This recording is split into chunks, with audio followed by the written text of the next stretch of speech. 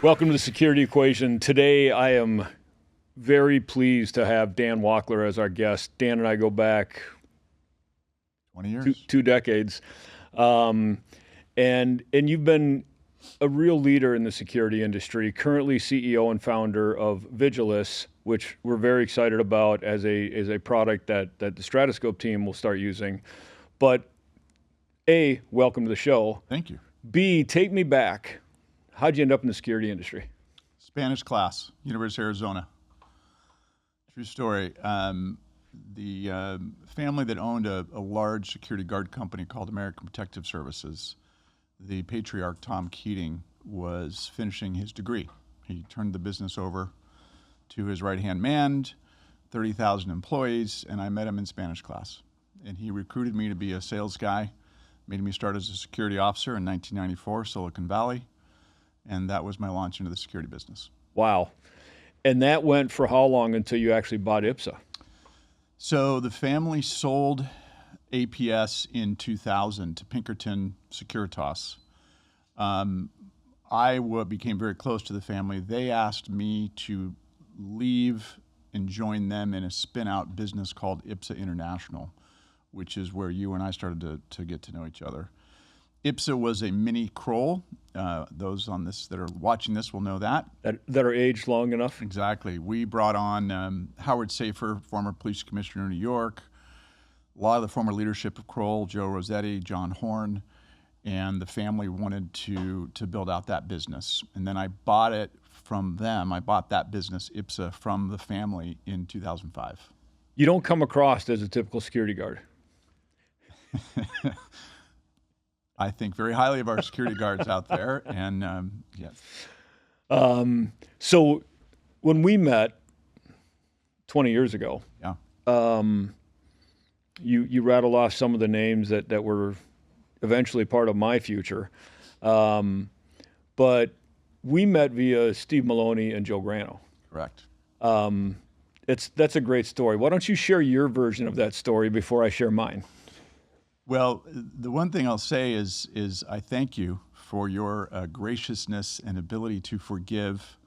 I don't know that you forget, but so I had purchased IPSA from the family in 2005. Big risk for me, no investors, second mortgage kind of thing to do. The business was losing $350,000 a month, sort of a thing. So it was really a turnaround, not a startup, which we can come back to later. In 2006, we were approached by Grano's group, and I was only a year in, so I wasn't really ready to sell, but Grano and the people involved, including yourself, was very interesting to me. Right. That process, as you well know, took a very long time to get the 7 different businesses, I think, right, that Grano was bringing into one company. And this is Governor Ridge involved. I mean, these are some big, heavy hitters. So right, there was some starstruck from me happening. And truthfully, as I got more into the diligence of many of the other companies during the year it took to sort of bring things together, most were going this way, right, and we were still going this way. And I never saw the final deal until the day before the closing dinner. It's a great dinner. It was a great dinner. Yeah. My goodness, the former FBI director, who's just name slipping my mind right now, but just an incredible gentleman. Anyway, once I saw the final numbers and how it all worked, it didn't make sense to me. And I will not share the individual company, but there's one specific company that I know that business really well. Right. And their valuation was so insane, it made no sense to me. Well, so Joe, I backed out. Yeah, and you know, you and I were talking during that time, and I actually like to say that too many attorneys in the same room ruined that deal because it made it prolong so long. Yes. And ultimately, I had the same questions about some of those numbers. Joe was very gracious on valuations, and so for our listeners, Dan cost me my first $1 million because he actually had the stones to step away from the deal, even though it could have been a phenomenal entity of pulling these 7 companies together. And I was 7th of 7 and the smallest of 7. I just had some really cool names as clients, right? But talk about that business, because I don't want to confuse, our listeners. You got into the security business through the guard business, Correct. but at those days of the Grano roll-up, anti-money laundering, I mean, you started talking about stuff, and I'm like, I don't even know what universe you're talking about here, but as I learned more about it through that exercise and then further, I mean, you were in the financial crimes business or preventing financial crimes business with, government regulation. Your education on government regulation and corruption must have been tremendous. It was awesome, and generally speaking, firms like IPSA that do executive protection, most of them have an investigative component. And we had a former FBI guy named Scott Moritz, who I give a lot of credit to. He was our managing director in New York post 9/11, and we were already doing due diligence, which in this case means follow the money. So Right. you have a rich Russian living in Dubai that wants to put money in Goldman Sachs, and this is before you had some of the tools you have today. That was a lot of on the ground, making sure that money was as least corrupt as possible before it comes into the U.S. banks. That type of work we were doing before 9/11, but pretty small. It was very much a kidnap and ransom protection oriented business, security consulting. When I bought it, the protection piece, because I'm not from that fraternity, it's a real deal. And when I was working for the family, it's cool, it's sexy. But within a couple months of me owning the business, we killed a guy. We were doing robbery suppression teams for Bank of America up and down LA. In another situation, one of our protection professionals blew his thumb off in live fire training. So that got real for me, Dan. And so at the same time, now we're post 9/11, the anti-money laundering diligence practice is growing. And so I completely exited. I gave all of our clients a 6-month notice and got out of the protection side and went really all in on anti-money laundering, anti-corruption, FCPA. So the big banks, different countries, we worked for the various prime ministers down in the Caribbean with their second passport programs. Trying to bring integrity to those systems became really what we did. It's incredible because there's a lot of us in the security industry, right? And you transitioned into this financial crimes, anti-corruption, anti-money laundering. I thought it was amazing in what you did. So you built that business without the rest of us. I'll just mention that again. Yes, sir. Obviously, it was the right decision. Then what happened? How did you transition? You went from IPSA to... Well, so interestingly, the other person that comes from your school of graciousness and forgiveness is Joe Grano. Right. Despite me pulling the plug and that whole thing ended up collapsing. Yep. I don't want to suggest it was all me, but we were a pretty sizable chunk of the revenue. Joe and I remained friends. Yeah. And we are to this day. Right. I spoke to him just within a month ago and still see him in New York for breakfast now and then. And so Joe, we remained friends, and the office space that was already leased out for the new business all of a sudden had a lot of empty chairs. So we actually moved our New York business of IPSA into Joe's office and obviously paid rent. Stayed with him. So this is 2006 now. Fast forward 2015. IPSA has grown, Dubai, Hong Kong, London, etc. Joe calls me again and says, hey, we want to buy your business again. And we have fallen into, Joe and his team had fallen into a very advanced cybersecurity company called Route 9B. Right. And I said, Joe, we've been through this before. You sure you want to go down this lane again with me? I love the independence. I have no investors, and he said, Dan, fly to Colorado Springs, meet this guy named Eric Hipkins and his team, and tell me what you think.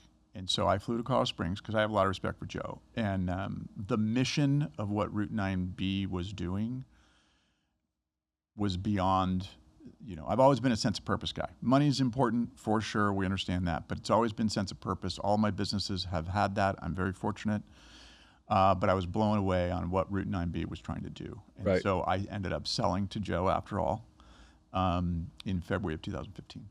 By the way, just to go back a step, I think when that valuation discussion took place, I don't think Joe argued with you or any of us about it. And I do remember the conversation that Monday morning that we were supposed to be signing documents instead of the following conversation. But look, I felt like there were a number of us that were overvalued in that deal.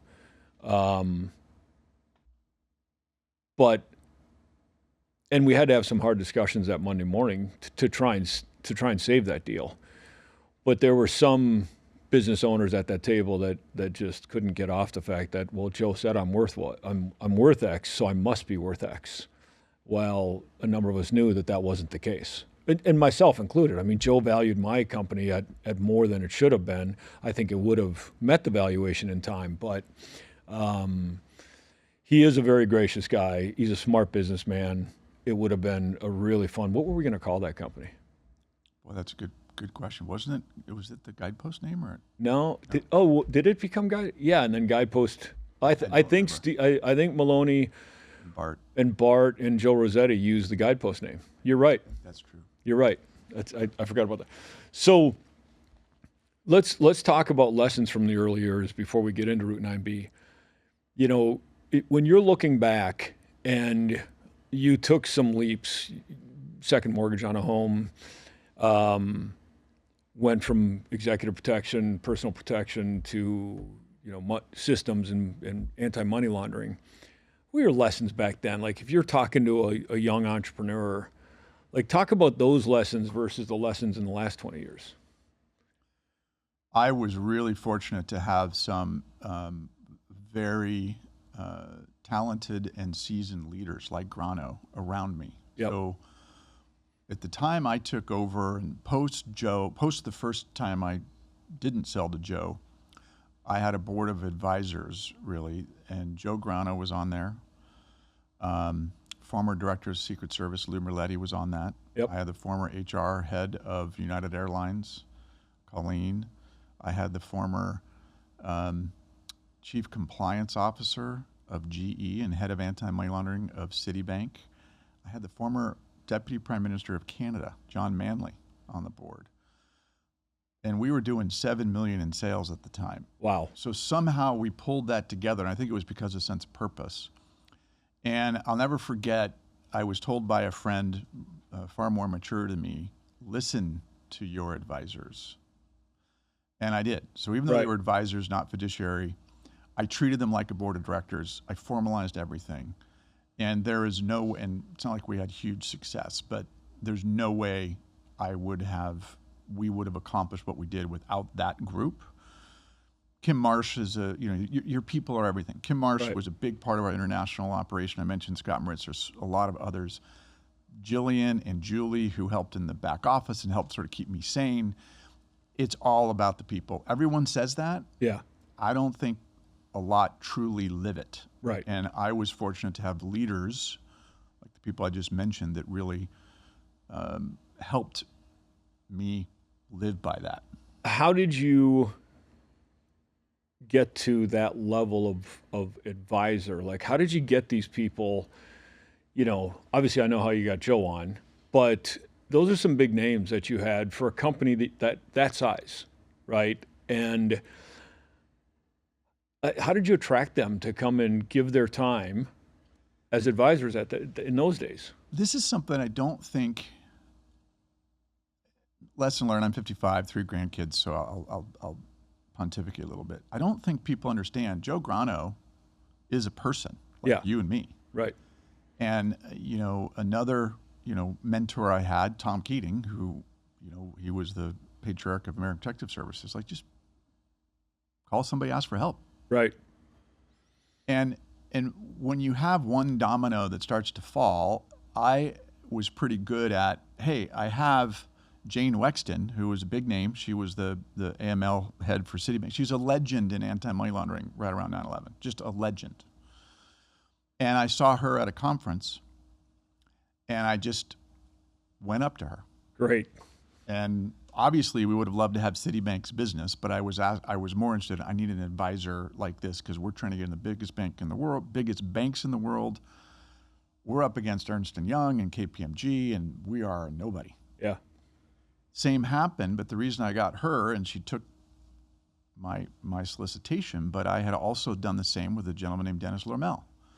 He's basically credited with founding TFOS, the Terrorist Financial Crime Section within the FBI right after 9/11. He was the follow the money original quoter at the FBI with Louis Freeh. Wow. Same thing. I saw him at a conference. I approached and I said, will you join the company? Right. So his credibility led to Jane, which led to this, which led to that, and we just parlayed, and I rode other people's coattails the whole way through. Right. But I think the company, we kept it about sense of purpose. Yeah. We did it the right way. And I think certainly lesson for me, when you have people like Dennis Lormel and Greg Regan and a guy named Craig Chrétien, Greg Regan was the head of financial crime at Secret Service. Craig Chrétien was the head of all international operations for the DEA. These people, quote, worked for me. Right. That's Right. kind of a joke, especially, at 35. Yeah. I forgot about that part. But you said, it's the people, and I couldn't agree more. I mean, we've got some tremendous people on our team that have allowed me to do stuff like this instead of, be out delivering events. I think there's not enough leaders out there who believe in the idea that I can go out and hire people a lot smarter than me and let them do their thing, run their practice, run their division, whatever it is, and just support their creativity, their intelligence, and their experience, and empower them to do the right thing, right? And I think people get intimidated in their own egos that I've got to be the smartest person in the room, which I've never been. Except for today. Well, 100% agree. small audience. Thanks for agreeing with me with that. Right, I had to. 100% agree. Ironically, that insecurity becomes your greatest competence if you can get over it. Yeah, but finding great people, I literally just got a phone call with Calvin Graber, who said to say hi. He's talking about great mate. And we just had the same discussion about somebody that we're looking to bring on. So Act 2 becomes Route 9B. You go out to Colorado Springs, you meet this guy, you put them together. You kept the AML business and brought this cybersecurity business, or how did that fit? Yeah, so this is where the right idea was there. The security team, the cybersecurity team, was best in the world. Just period. I would take that to my grave, believing that. The way that Joe fell into this was through another entity he sold into an over-the-counter publicly traded company, so a reverse merger, Yep. basically. And during that acquisition, that group said, Joe, we want you to be the chairman. He's like, I don't want to be the chairman of a penny stock. Right. Bottom line is there was a lot of hair on the entity and that was one of the reasons they wanted me, not me, our company, is because of the revenue we brought. So we were bringing 45, 50 million of revenue, big brand banks, Right. et cetera, to really, though, help get us uplisted to NASDAQ, get the resources we need to take the cyber program to where it needed to be, which took investment dollars. So that was a really interesting, path for me, because I Right. had never raised money. I had no investors. And all of a sudden now I'm the president of a holding company that's publicly traded. Joe was the chairman and CEO, but he really was the chairman. Right. And through his name and his guidance, we were able to get uplisted to NASDAQ. But now I'm figuring out what a I don't even, an S filing and a PIPE, public investment in private investment in public equity, and all these different things that I'd never dealt with, and some pretty aggressive investors that were not happy with the stock price. So that was from 2015 to me resigning in late 2017. Talk about public company versus private company. You touched on it a little bit. Would you go back in the public company world? I don't think so. Yeah. I don't know that I'm good for the shareholders of public companies. I believe in public companies. I think there's a reason and there's a legitimate need for that in our society. The kind of work I like to do, it's a very clear ranking. Yeah. And not all investors like my ranking. Number one is the employee, period, end of story. Number two is the customer. And then number three are all other stakeholders. And when I put employee there, I put vendor partners in that same category. Sure. That combination is how we deliver the customer. And in theory, if you rank it that way, the investor should be taken care of. But what I found myself doing at the public traded company was so much work with investors and shareholders and lawyers. And I like to be in the field with the customers. Yeah. I like to be in the field with the team. And so that wasn't really for me. So how would you rank those priorities from a shareholder perspective? What would be number one? Profit? Ask me again. What do you mean? Instead of your ranking employee, including vendor, customer, the publicly traded company wants profit, number one. That's the other reason it really doesn't work for me, generally speaking, Yeah. because it's quarter to quarter profit. Right. And I think, not to go too far straight, but this I think is one of the challenges in our political environments, Right. election cycles. I mean, when you make decisions to solve problems, sometimes there's short-term pain. Yeah. That's true in a public company. That's true in Boca, Florida. Right.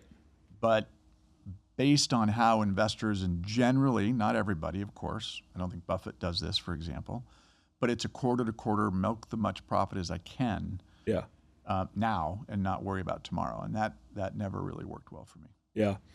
It's even in privately held companies like ours, last year we invested heavily in people to the detriment of our bottom line number at the end of the year. Yep.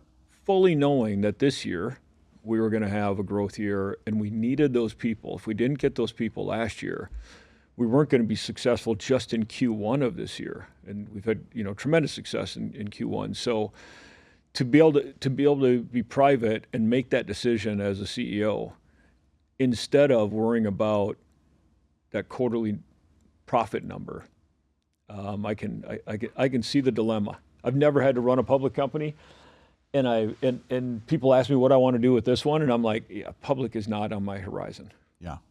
I have found, so when I left Route 9B and started another one called Darklight, sort of a startup, although it had already started, and I inherited investors, I had to get investors. And I was a little bit not sure I wanted to do that because I just loved the freedom I had at IPSA previous to sale.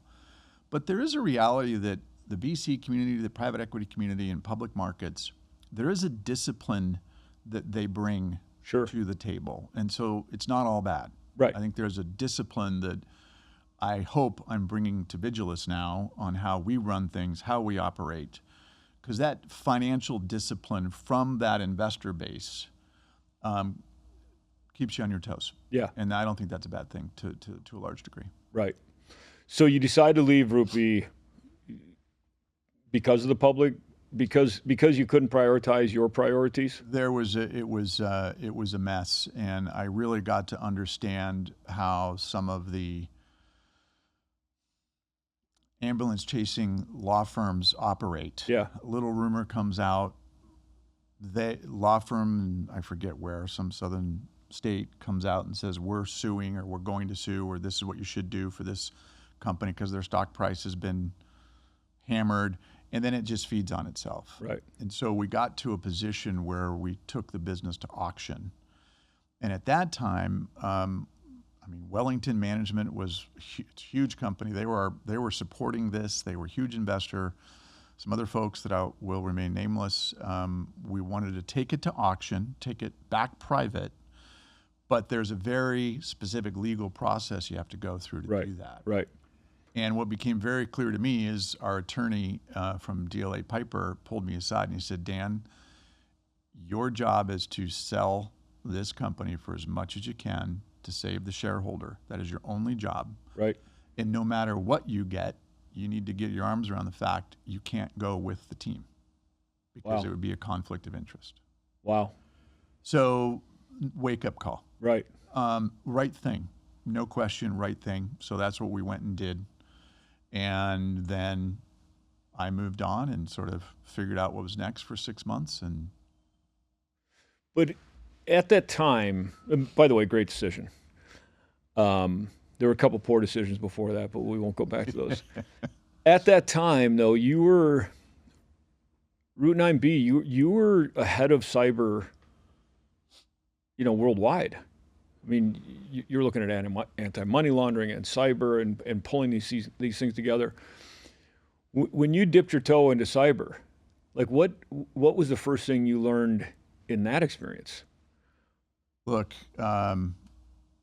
Mike Morris, Eric Hipkins, these guys that were the leaders of Route 9B came from, and this is all out there now, but they came from something called Tailored Access Operations, which was the offensive side of the NSA's and the U.S. Cyber Command. So it was the offensive side of all things that happened proactively from our country. Right.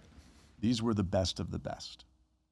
I didn't know anything about cybersecurity. I didn't know anything about TAO or any of that stuff. Right. And so my teaching, I frankly, Dan, we kind of talked about last night, I just got lucky. Like these guys were so far ahead. And Route 9B, it's just an amazing story. It's hexadecimal math for 9/11. So the 9B is. I was going to ask you. Route is the target of every cyber attack. Sure. So these guys were our patriots, and they brought the lessons learned from the government. They literally, after Snowden, as a group, they said, you know what? We are hamstrung to help our society inside because of Snowden. Right.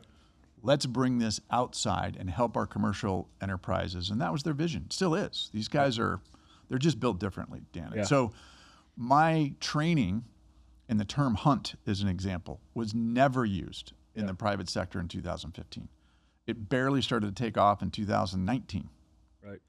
So they were very ahead of the game. And I was never part of the fraternity. I just knew my role was to try to get the business stuff out of the way so they could go do their job, which is sort of always how I tried to operate Right. when you're dealing with that level of talent. Had to be enlightening, though. Oh, first of all, super freaking cool. Yeah. Right. So much fun. And they're still doing great stuff now. We're still friends. Right. Do you think that, whether they're privately held boards or publicly held boards, do they really understand security, risk, cybersecurity? Are boards getting involved to that level of their organizations, or are they saying, look, you've got a CIO or you've got a CISO or you've got your security department, you guys handle that stuff, we're going to go focus on revenue growth and everything else that comes along? There's no question the trend's going in the right direction. It's very slow because it's hard. It's constantly changing. I mean, you look at what came out with Anthropic's Mythos. Yep. When you have an AI that the speed in which vulnerabilities and attacks and the automation of these attacks can happen, it's hard. Right. Having said that, most of the attacks that you'll hear about are the basics not being done. Yeah. So you know this with the work you do and have done. If you can do the first 85, 90% right, that last little bit is super expensive to do and very rarely will take you down. It can. Yep. But in your regular organization, just do the basics. And they don't. But is it like physical security? We like to say, just presence is a huge deterrent, right? Whether I put law enforcement out on my perimeter, whether I do weapons detection screening. That's the difference. It's not. Yeah. And the reason is because they'll find the hole. It's not even that. What's great about physical, now that I'm back in physical security more than cyber, in physical security, when an adversary, a bad guy, thinks about taking an action, they know there could be a consequence, either right then Right. or after the fact. Right. They know it. Now, if they're crazy enough to still do it, you've got a determined adversary. Yep. The problem in cyber is so many of these adversaries and bad guys are sitting in Russia or wherever, and there's no risk. There's no impact. There's no consequence. Yeah. Until we really find a way internationally to solve that, there is no law and order. So that changes the calculus on how you have to defend yourself. You and I both know on the physical side, you try to get into the mind of the adversary, and this is just another, point in your understanding of your adversary from a cyber perspective, and then create defenses along those lines. Right. And that's where it gets real complicated for boards. Right. To understand that level of detail. Kathy Lanier, who's the chief security officer at the NFL, years ago I was at one of the NFL annual conferences, and I think she had just successfully brought information security under her role, which was odd at the time because physical kind of sat here and information sat here. And I remember specifically she talked about the importance, stadium, like we're talking to stadium people now, right? The importance of getting cyber and physical integrated with each other, working closer together. And I walked out of that and I said, that's really smart. And then I went to a handful of my clients. I'm like, how? How is cyber going to help you with your physical security needs of screening 70,000 people and making sure they stay safe for the game and getting them out? And I still don't have an answer. So, Mr. Wachtler, where does the convergence happen? Where we don't use, some of our conferences, RSAC, you mentioned earlier, they have a cyber component during the event because they've got real risk. But most of our conferences, we aren't, or special events, we're not really looking at cyber risks. Yeah. We're protecting 20, 30, 40,000 people.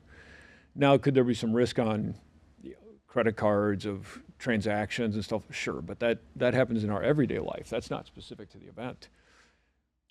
Where does it come together? Well, first, the convergence of physical and cyber to me has to happen, certainly when you're thinking from a board level position, because it's all risk. Right. And understanding your risk and having the ability to see where those risks are and how you're mitigating them or offloading them with insurance or whatever the case may be, just from that perspective, any good organization, that convergence has to happen somewhere. Right.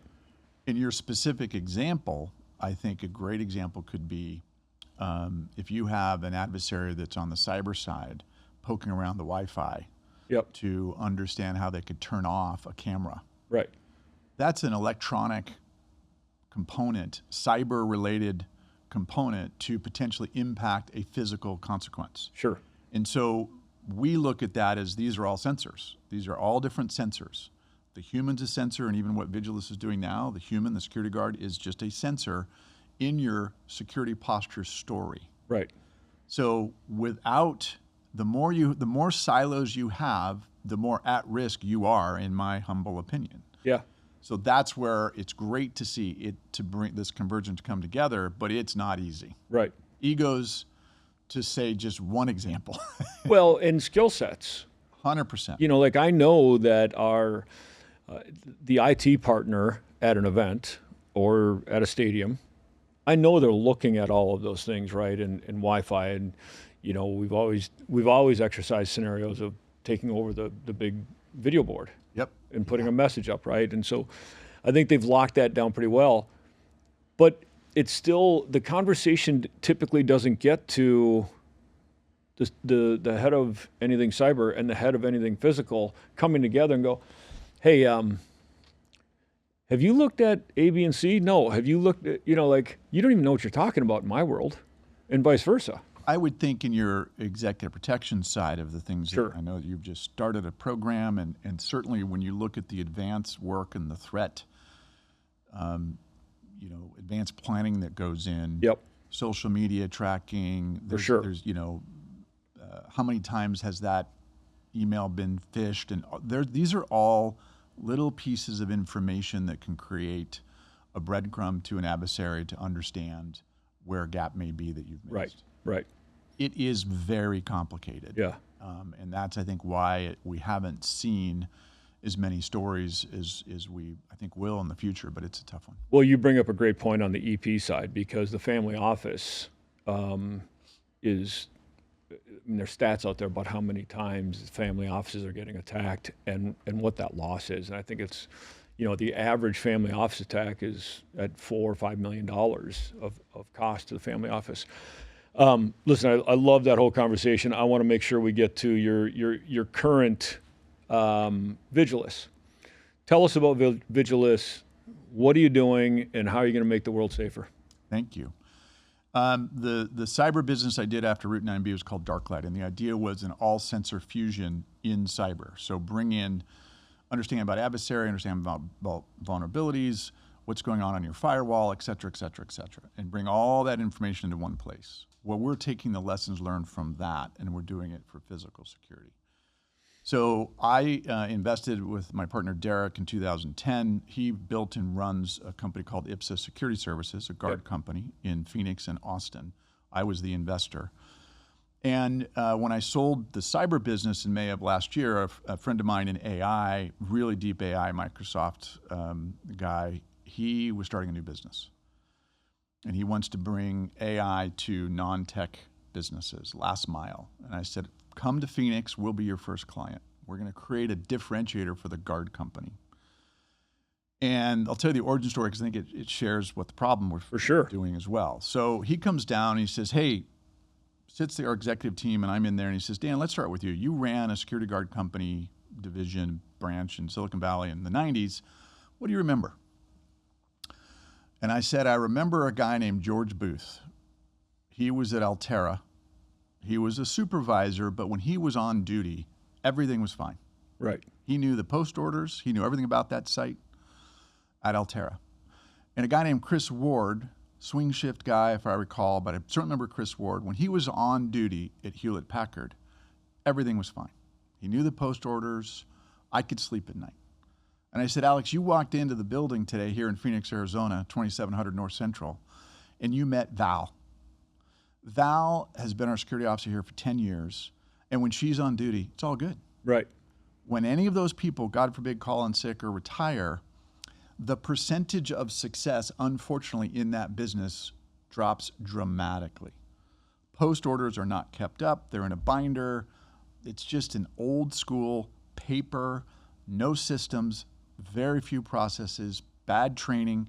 And it's just because of the perfect competition that exists in the guard businesses. Right. So we built an AI. We named it Val. So Vigilis's AI is named Val after our security officer.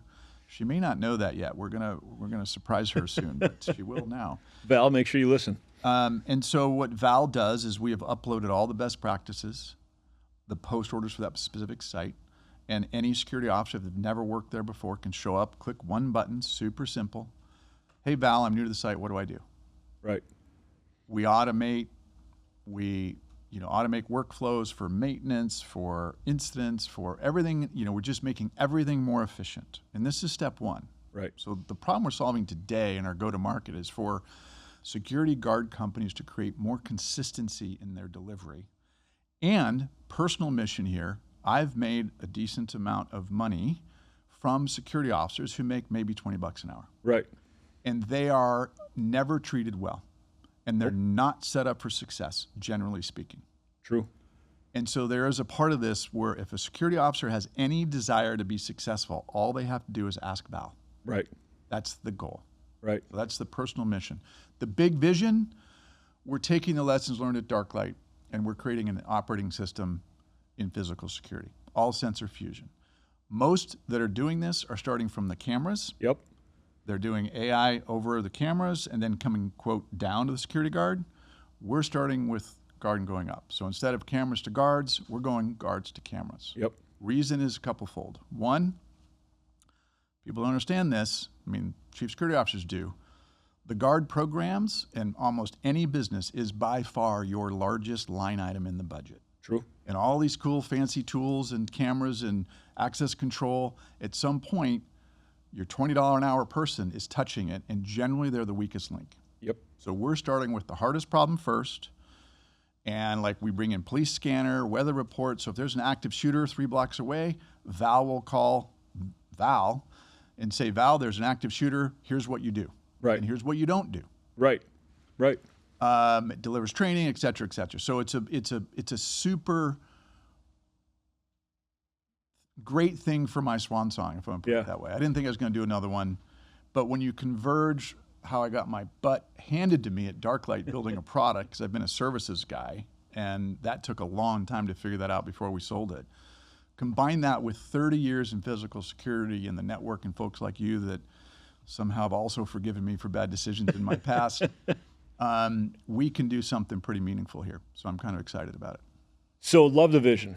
And having been on the system side for a lot of my stadium clients, I mean, the biggest challenge and one of the things that frustrates me the most, including my home security system, is the programming of that system. We put $5, $6, $7 million of technology into a stadium, and we use maybe 10% of its capability, because we don't have. We're asking that $20 an hour guard monitor that system, make the right calls, et cetera. So I love the vision of guard up, and then see where it goes with incorporating those systems into your product and make our lives easier, right? Because, I mean, I love the product. We'll have at our biggest events 600, 700, 800 posts for 3 days. With venue areas changing, schedules changing, it's constant.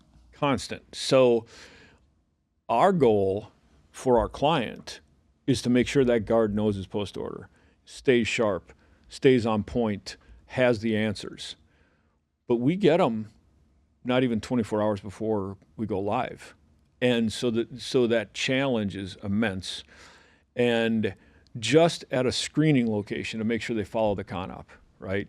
And if Val had the CONOP and a video, like, don't forget, always do this, right?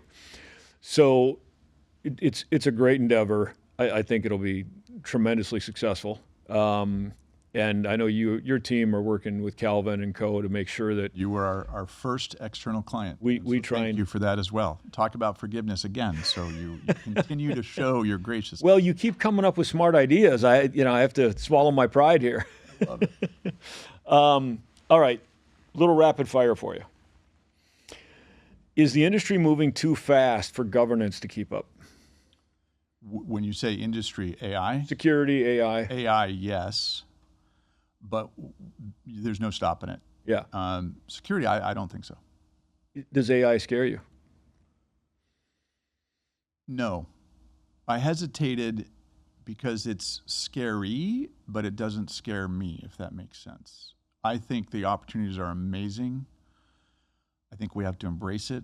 I think there do have to be some, like, I'm going from here to DC to an AI risk summit. Right. The Federation of American Scientists. I mean, there's a lot of really smart people, not including me, talking about this stuff, and we want to stay ahead of it. I think if anything scares me, it's that if we as a society put too many controls around it, China is not putting any controls around it. Right. Their access to data, the way they work with their citizenry to create their models, we'll never be able to do. So we have to be smart about trying to control it. When you said that, it made me think of, like, a topic I don't want to dive into, but a lot of arguments around gun control. And if you put the controls in place, only the bad guys are going to have the guns. 100% agree. Right. So that's your point about AI. 100%. Has cyber become too difficult for enterprises to realistically operationalize? No, I think that, to me, one of the reasons I'm actually happy I'm no longer in cyber is there's so much money and so much noise. Cyber, there are plenty of complex things. I would say if you just handled the basics pretty darn well, you're going to dramatically improve your posture. Having said all that, I am absolutely a believer that the U.S. government has to create a cyber force similar to, the FBI, or a proactive at the gates of our internet Right. connectivity to help, because the enterprise is, when you talk about a nation state, Yeah. I don't care if you're JP Morgan, you're not winning. Right. You can't win that battle. Right. Great point. So I think we need to have some sort of more proactive, and there's lots of privacy issues with that, et cetera, et cetera. But until then, we're always going to be a little bit behind the adversary. Is the security guard going to be, is the guard company going to be able to charge more for the guard once they have Vigilis? Because the guard's going to be a better guard.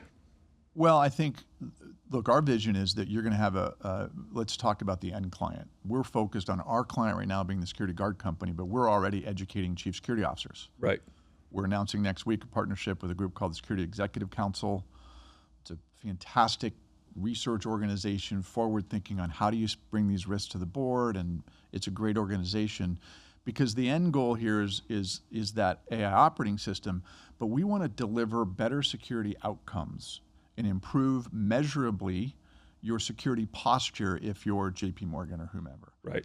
And so to do that, what we're hopeful and the big vision is we're not going to go in and basically have a race to the bottom of who has the cheapest per hour guard price. We're going to go in and say, here's your security solution, here's the staffing requirements for that. And it may actually be less staffing requirement, but the profit margin and the quality of guard, the quality of training, the quality of your program is dramatically increased. Yep. With the reduction in cost. That's what technology can do. Right. If you find a way to piece it all together. So that's the vision. So yes, I think, no. Which is it? The answer is you will have a reduced cost and a better security posture. That's the goal. Will the guard company ever get the rates in this? Let's just talk about the U.S. In our whether it's a corporate 24/7, I need 20 guards, 3 shifts a day, whatever, or in the special event industry. Is the industry ever going to recognize and go, you know what, $20 an hour just isn't good enough because I need a better person at that door or at that location? Or is the guard companies going to keep undercutting them each other and offer that $19, an hour? The analogy Dan would give is it's a really tough thing, especially for the super big guard companies. Yeah. We even talked about this a little bit last night over dinner. The analogy I give here is one of the things when you think of a legacy software company that has a massive code base. Their legacy code simply can't take advantage of some of the AI capabilities that exist today unless you become AI native. Sure. It takes real cojones to say, you know what, we're going to start brand new, scrap all that, and those that don't figure that out, to me, will fail. Right. Similarly, in the guard business, it would be really, really hard for the big guys to completely shift and say, hey, we're not going to undercut ourselves, or we're going to reduce headcount, reduce revenue, and increase profit. Right. Another reason for publicly traded and big investors, they like to see both. Right. Because if you're not growing the top line, you're dying. Yeah. According to some investors. And that's where the industry, the physical security industry, it's going to be bumpy. Yeah. And in fact, an investor came to me when I started to look at Vigilis, and they said, hey, look, we'll give you $60 million. We'll use your guard company as a foundation, use your tech, do a roll-up, force all of those other guard companies to your technology, and then you can really do this vision. And I said, no thanks. And the reason was, and it's, again, part of it was because my age, but I wanted to advance the technology and stay focused on the technology, because when you get into making that type of a change in that big of an industry, I would have been truly burdened by change management and customers that don't understand. It just got way more complicated. It's going to be a long run. We'll get there. Yeah. The industry will get there because there's some brilliant people in the industry, but it's going to take some guts. It's great feedback. I'm gonna close on that. I can't wait to see the next iteration of Vigilis, and we talked about it a couple weeks ago. Even just that guest experience piece, the FAQ for the event, adding these pieces, and then figure out how we really roll it out in the events industry, because there is a timeliness that has to happen and an education, and we're investing a lot in people at our events, and we've got to do a better job of educating those people that are the front line. So I really look forward to it and having you back with the next release. We'll be here, and we're happy we're going to work with Calvin instead of you. Well, exactly. Dan, thank you very much for your time. Thanks for coming down. Appreciate you. Yeah, thank All right. you.